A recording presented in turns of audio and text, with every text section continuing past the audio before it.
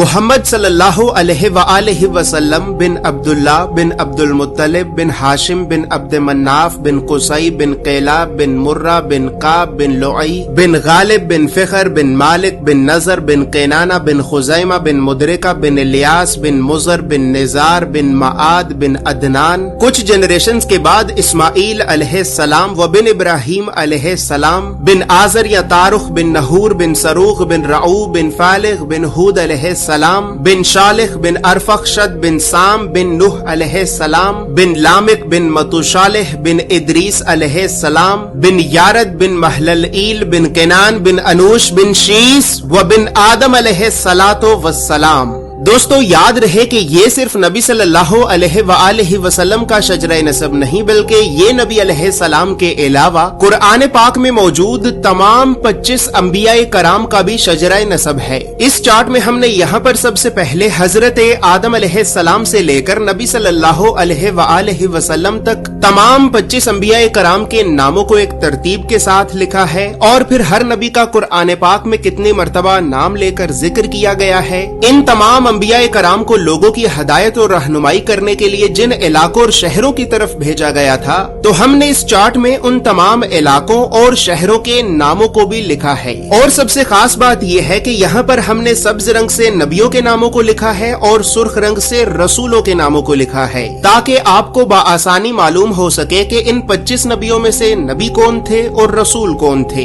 اس کے علاوہ اس چارٹ میں ہم نے اللہ رب العزت کے 99 صفاتی نام اور پھر ان ناموں کے نیچے ہم نے ڈیبیٹڈ پروفیٹس یعنی ان 10 نبیوں کے ناموں کو بھی لکھا ہے کہ جن 10 نبیوں کے نبی ہونے کے بارے میں تمام مسلمان علماء میں اختلاف پایا جاتا ہے کیونکہ ان 10 نبیوں کو قرآن پاک میں کہیں پر بھی نبی نہیں کہا گیا ہے. اس کے علاوہ چارٹ میں موجود سرخ رنگ 5 اولو العزم نبیوں کو ریپرزینٹ کرتا ہے جبکہ بلو کلر بنی اسرائیل کے نبیوں کو ریپرزینٹ کرتا ہے. اور اسی طرح 25 نبیوں میں سے 23 نبی ایسے بھی ہیں کہ جن کا ذکر قرآن کے علاوہ تورات زبور اور انجیل میں بھی موجود ہے. لہٰذا اسی وجہ سے ہم نے ان انبیاء کرام کے عبرانی اور یونانی ناموں کو بھی اس چارٹ میں لکھا ہے. اس چارٹ میں موجود تمام معلومات اردو اور انگریزی دونوں زبانوں میں ہی موجود ہیں. اور دوستو اب یہاں پر یہ بات بھی یاد رہے کہ ہم نے 1000 سال پہلے لکھی گئی کئی مستند اسلامی کتابوں کا مطالعہ کر کے 1 سال کی ریسرچ اور محنت کے بعد اس چارٹ کو بنایا ہے.